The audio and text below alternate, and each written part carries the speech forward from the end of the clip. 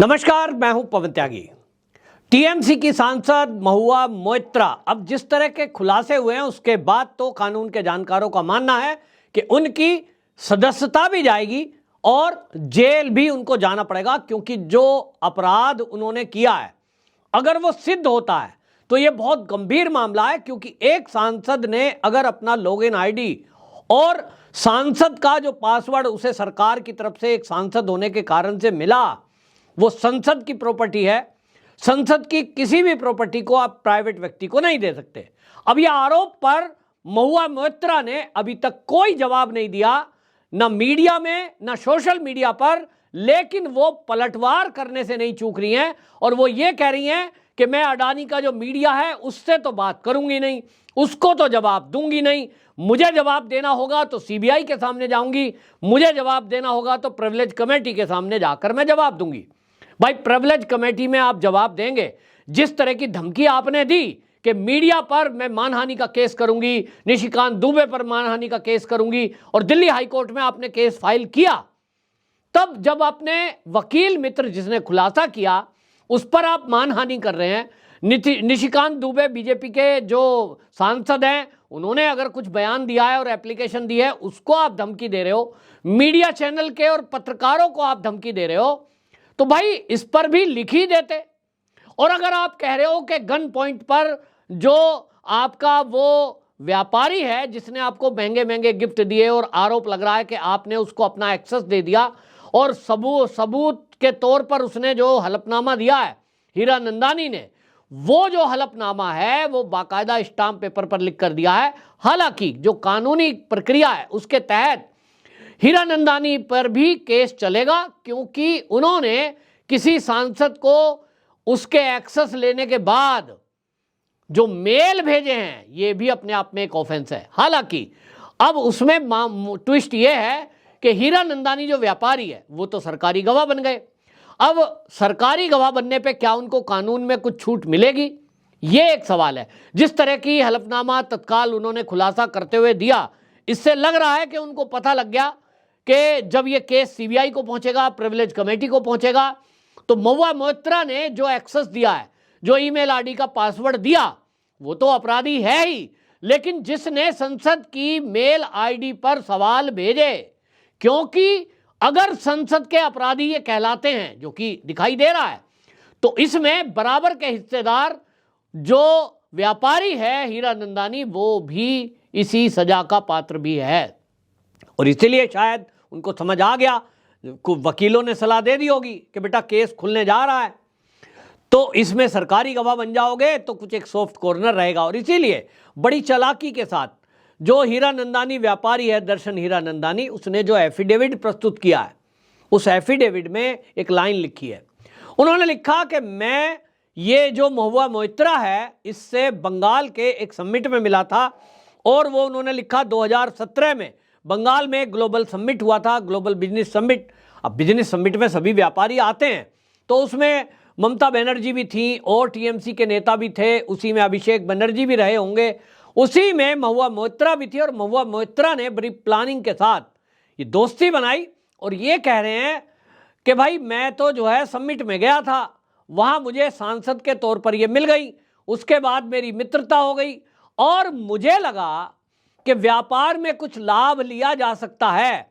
लेकिन मैंने ये भी देखा कि महुआ मोइत्रा जो है उसको जल्दी से तरक्की करनी है और बड़ा नेता बनने का उसका ख्वाब है। बातचीत में बताया होगा। ये खुलासा उन्होंने अपने एफिडेविट में किया है कि महुआ मोइत्रा जल्दी ही बड़ा नेता बनना चाहती थी, और इसीलिए उसने मुझे बताया कि उसके जो सलाहकार हैं, अब ये सलाहकार उसका राहुल गांधी है या केजरीवाल है या उसके सलाहकार में शशि थरूर है, ये तो महुआ मोइत्रा ही बताएंगी, जांच के बाद पता लगेगा। लेकिन हीरानंदानी को महुआ मोइत्रा ने जो वो कह रहे हैं ये बताया कि मेरे जो मित्र हैं, मेरे जो सलाहकार हैं, उन्होंने बताया कि आपको बड़ा नेता बनना है तो मोदी पर प्रहार करो, मोदी को टारगेट करो।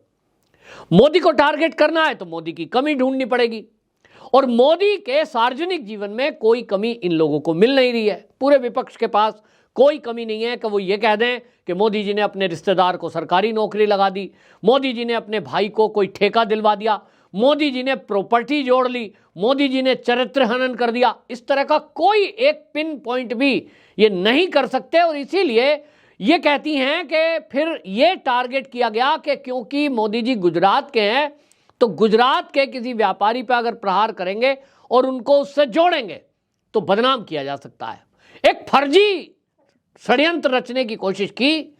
और इसीलिए आपको बता दें, कोई लोग ये भी कह रहे थे, मेरे भी मन में ये सवाल आ रहा था कि जो राहुल गांधी है, जो केजरीवाल है, ये जो विपक्षी पार्टियां हैं, टीएमसी है, ये सबके सब अडानी अडानी अडानी चिल्ला रहे हैं, संसद नहीं चलने दे रहे। इन्होंने अंबानी नाम लेना बंद कर दिया अचानक से। ये अंबानी नाम क्यों नहीं ले रहे अभी पता लग रहा है, क्योंकि अंबानी तो महाराष्ट्र में रहते हैं और इसीलिए इन्होंने ये चुना, क्योंकि हमें गुजरात के व्यापारी को टारगेट करना है और इसलिए गुजराती व्यापारी को चुन लिया और इसीलिए अडानी को टारगेट किया। यह खुलासा जब दर्शन हीरानंदानी अपने एफिडेविट में कर रहे हैं, वो कह रहे हैं मुझे बातचीत में बताया कि यह प्लान है, मोदी को घेरने के लिए अडानी का सहारा लिया गया। यानी अडानी को टारगेट करो, अडानी को बदनाम करो, तो इससे दो बातें होंगी। एक तो अडानी का व्यापार ठप होगा, तो इसका फायदा चीन को मिलेगा, प्रतिस्पर्धा में जो है उनको मिलेगा। तो दर्शन हीरानंदानी को लगा कि तेरा एक फायदा हो सकता है कि जो टेंडर आज अडानी ग्रुप को मिल रहे हैं, अगर अडानी ग्रुप बदनाम हो जाता है, बर्बाद हो जाता है, दिवालिया हो जाता है, तो नंबर 2 पे मैं हूं, मेरा नंबर आ गया, फिर दुनिया में मैं छा जाऊंगा। और इस प्लानिंग में उसको फायदा दिखाई दिया कि ठीक है, आप अडानी को टारगेट करो, अडानी को टारगेट करोगे तो भाई मेरा बिजनेस में फायदा होगा। और इधर महुआ मोइत्रा को यह लग रहा था कि अगर वो मोदी पर प्रहार करेगी, मोदी को गाली देगी और अडानी के नाम पर मोदी जी को बदनाम करेगी, तो पूरी विपक्षी पार्टियों की उसको अटेंशन मिलेगी। और यह हुआ है कि जब संसद में मोदी जी को महुआ मोइत्रा गाली दे दी थी, उसके बाद क्या हुआ, ये सारी विपक्षी पार्टियां उसकी पीठ थपथपा रही थी। ये कह रहे हो क्या शाबाश, आपने क्या काम किया, गजब। अब वो गालीबाज महुआ मोइत्रा ये तो सोच रही है तुम तो हीरोइन बन गई। सारा विपक्षी पार्टी का दल ये देख रहा था कि एक महिला सांसद ने किस तरह से मोदी जी पर प्रहार किया, किस तरह की गाली गलौज की। अब जितनी गाली मोदी को दोगे, मोदी जी भले ही कहें कि वो मेरी ताकत बन जाती है, लेकिन इन विपक्षी पार्टियों के नेताओं की एक तो स्ट्रेटेजी समझ में आ गई। चाहे वो अरविंद केजरीवाल हो, उनको भी आप देख लो कि वो जो हीरो बने हैं, शुरुआत कहां से हुई, अन्ना हजारे के आंदोलन से। किस पर इन्होंने टारगेट किया, कांग्रेस की उस समय की सरकार पर। कांग्रेस में घोटाला है, 2G 3G फलाना जी, और हम इस सरकार को गिरा देंगे, घोटाला खोल देंगे। और दिल्ली की मुख्यमंत्री शीला दीक्षित मोटी फाइल दिखाते थे, ये देखिए मेरे पास शीला दीक्षित के सबूत हैं। यानी कहीं ना कहीं इनका ट्रेनिंग का स्कूल विपक्षी पार्टी के नेताओं का एक ही है, जिसमें अरविंद केजरीवाल जी को भी यही बताया गया कि आप टॉप लीडर के नेता पर अगर प्रहार करोगे तो वो बदलकर आप पर अटेंशन करेंगे और पूरे विपक्ष के आप हीरो हो जाओगे। तो अरविंद केजरीवाल जी ने यह प्रयोग किया और उनका वो प्रयोग सफल हुआ। शीला दीक्षित पर प्रहार किया, जेल नहीं डालना है, केवल प्रहार करना है। मनमोहन सिंह पर प्रहार किया, उनकी सरकार पर, उसमें से खुलासा कुछ नहीं होना है। लेकिन अरविंद केजरीवाल जी दिल्ली के सीएम बन गए, एक पार्टी खड़ी कर दी। अब ये जो फॉर्मूला विपक्षी पार्टी को समझ में आया, इसी को राहुल गांधी ने पकड़ा। क्योंकि राहुल गांधी जी को भी लग रहा है कि पिछले 30-40 साल से झक मारते हो गया कांग्रेस में, लॉन्च नहीं हो पा रहे हैं, कहीं एक प्रदेश का सीएम भी नहीं बन पा रहे हैं, कोई मंत्रालय नहीं मिल रहा, कोई सुनने को तैयार नहीं है, जोक्स बने हुए हैं, लोग हल्के में लेते हैं, तो क्या किया जाए। विपक्ष का हीरो बनने के लिए उन्होंने अरविंद केजरीवाल जी के ही फॉर्मूले को इंप्लीमेंट करने का तय किया। और आप याद करिए 2014 के बाद से राहुल गांधी ने जैसे कसम खा ली कि उनको केवल और केवल मोदी पर प्रहार करना है। तो फॉर्मूला तय है कि मोदी में तो कोई कमी मिलेगी नहीं, तो झूठ फैलाओ, तो अडानी अडानी करो, फिर राफेल करो, फिर जो है अब कुछ भी घोटाला कह दो कि साहब देखिए चीन की सेना अंदर घुस गई। माने राहुल गांधी ने भी फॉर्मूला यही पकड़ा हुआ है कि विपक्ष का हीरो बनना है तो टॉप विपक्ष जो उनके हिसाब से विपक्ष है, यानी मोदी जी पर टारगेट करो। तो मोदी पर प्रहार कर रहे हैं, मंत्री बहुत हैं उत्तर, और बीजेपी के सीएम भी बहुत हैं, लेकिन उन्होंने केवल मोदी को पकड़ा है। और उसका इफेक्ट दिख रहा है कि मोदी को गाली देना, मोदी पर झूठे इल्जाम लगाने का फायदा यह हुआ कि राहुल गांधी जो कहीं जीरो पे दिखाई देते हैं, आज वो 1-2 नंबर पे कहीं कांग्रेस में दिखाई दे रहे हैं। कांग्रेस में भारत जोड़ो यात्रा हो गई, सब कुछ हो गया, अब सुगबुगाहट चलने लगी है कि राहुल गांधी ही देश के पीएम होने चाहिए। बनेंगे नहीं विपक्ष की तरफ से चेहरा बनाने के तौर पर। ये कब हुआ?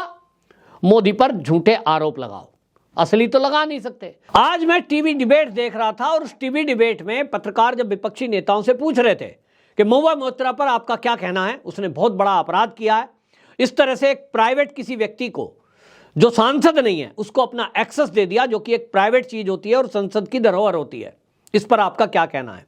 विपक्षी पार्टी के नेता पता क्या कह रहे थे? सबके सब एक सुर में, देखिए अभी तो जांच होनी है, अभी तो इसमें प्रिविलेज कमेटी जांच करेगी, मामला प्रिविलेज कमेटी में जाएगा। जांच के पहले ही बीजेपी वाले कैसे रिजल्ट घोषित कर सकते हैं कि महुआ मोइत्रा दोषी है? मुझे उसको सुनकर हंसी आ रही थी। आप भी सुनिए, आपको लगेगा इनका कैसा दोगला चरित्र है। आज यही विपक्ष महुआ मोइत्रा को बचाने के लिए यह दलील दे रहा है टीवी पर बैठकर कि अभी जांच होना बाकी है, जांच के बाद अगर सिद्ध होता है महुआ दोषी है तो आप कहें।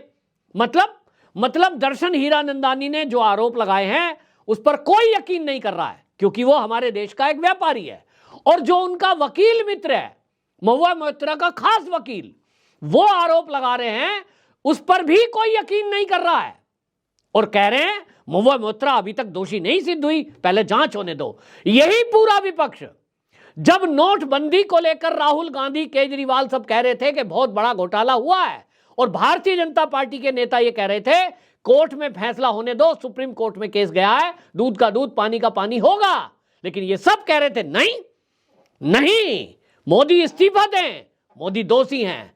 फिर राफेल में चोरी हुई है, राहुल गांधी चिल्ला रहे थे संसद नहीं चलने दिया, सारा विपक्ष एक हो गया। बीजेपी ने कहा, सरकार की तरफ से कहा गया मामला सुप्रीम कोर्ट में गया है, सुप्रीम कोर्ट में दूध का दूध पानी का पानी होगा, आप तब तक संसद को चलने दें। नहीं, इन्होंने कहा मोदी इस्तीफा दें, राफेल में घोटाला हुआ है और चौकीदार चोर है के नारे राहुल गांधी, प्रियंका गांधी वाड्रा और कांग्रेसियों ने लगवाए। जब भारतीय जनता पार्टी ये कह रही थी कि जांच होने दीजिए, रिजल्ट आने दीजिए, दूध का दूध पानी का पानी होने दीजिए, देश की रक्षा से जुड़ा हुआ मामला है, तब यही विपक्ष मोदी जी को दोषी करार देकर और इस्तीफा मांग रहा था, संसद को नहीं चलने दे रहा था। इसी तरह हिंडनबर्ग रिपोर्ट आई जो एक विदेशी एजेंसी के द्वारा आई, लेकिन यह पूरे देश का विपक्ष ऐसा यकीन कर बैठा उस रिपोर्ट पर जैसे इन्हीं के चाचा ताऊ ने कोई रिपोर्ट बनाई है। आज जो एक व्यापारी के द्वारा दिया गया एफिडेविट, भारत के एक व्यापारी दर्शन हीरानंदानी ने, जिसका मामला है कि भाई उसने महंगे गिफ्ट दिए, पैसे दिए, जब वो लिखित में दे रहा है, विपक्ष यकीन नहीं कर रहा। एक महुआ मोइत्रा का वकील दोस्त लिख कर दे रहा है, विपक्ष यकीन नहीं कर रहा और कह रहे जांच होने दीजिए फिर बताएंगे। यही विपक्ष एक विदेशी एजेंसी की हिंडनबर्ग की रिपोर्ट पर कहता है अडानी ने घोटाला किया है, अडानी ने LIC डुबा दी, अडानी ने SBI डुबा दिया, ये तो देश का पैसा लेकर डूब भगा गया, और सारे लोग हल्ला मचा रहे थे। इस देश के विपक्षी पार्टियों के चरित्र को देखकर अब बिल्कुल साफ हो गया है कि इनका कोई एजेंडा नहीं है और इनका एक ही एजेंडा है कि मोदी को 2024 में हटाने के लिए इनके पास कोई मुद्दा नहीं है, सरकार की कोई कमी नहीं है, भ्रष्टाचार का कोई केस नहीं है, मोदी जी के चरित्र पर एक सुई के बराबर, नोक के बराबर ये धब्बा नहीं लगा सकते। तो झूठ बोलिए, झूठ बोलिए और झूठ बोलिए, केवल एक ही एजेंडा है, झूठ बोलो और झूठ बोलो, झूठ फैलाओ मीडिया के माध्यम से, सोशल मीडिया के माध्यम से। पूरी विपक्षी पार्टी पूरी ताकत में 100 बार एक ही झूठ को बोलो कि मोदी ने घोटाला किया है, मोदी ने घोटाला किया है, तो जनता को कुछ तो लगेगा। और इसी एजेंडे पर ये चल रहे हैं। तो महुआ मोइत्रा केवल एक मोहरा है, ये मैं पहले भी कह चुका हूं। इसके पीछे बहुत बड़ा षड्यंत्र है। जांच पूरी होनी चाहिए और महुआ मोइत्रा की जांच CBI, ED या तो NIA से भी कराई जानी चाहिए, क्योंकि मामला राष्ट्र से जुड़ा हुआ है। और मैं बता दूं कि जो भी टेक्नोलॉजी होती हो सारी इस्तेमाल करें, क्योंकि देश की सुरक्षा से जुड़ा हुआ मामला है।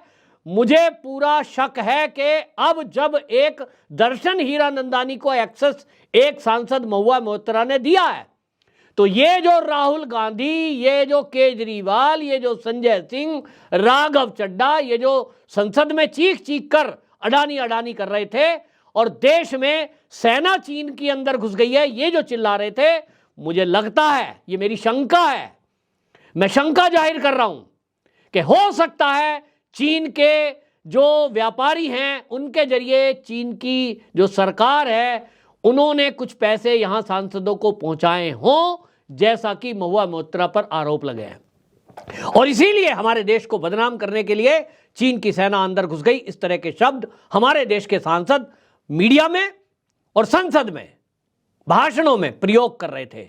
यह जांच होना चाहिए, तभी खुलासा होगा कि इस षड्यंत्र में कौन कौन शामिल है और कौन ऐसे लोग हैं जो चीन के इशारे पर, चीन के पैसे पर पल रहे हैं, कौन कौन वो लोग हैं जिन्होंने जोर शोर से मोटा पैसा लिया और भारत के उद्योगपति को बर्बाद करने का षड्यंत्र रचा, मोदी के खिलाफ बहुत बड़ा षड्यंत्र रचा। जब तक ये सब लोग खुलासा नहीं होगा तब तक ये 2024 के चुनाव को शांति से नहीं होने देंगे। ये षड्यंत्र रचेंगे, ये दंगा फसाद कराएंगे, इसी तरह झूठ बोलेंगे और इसी तरह देश के अंदर माहौल को खराब करेंगे। आपकी क्या राय है जरूर कमेंट बॉक्स में बताएं। वंदे मातरम।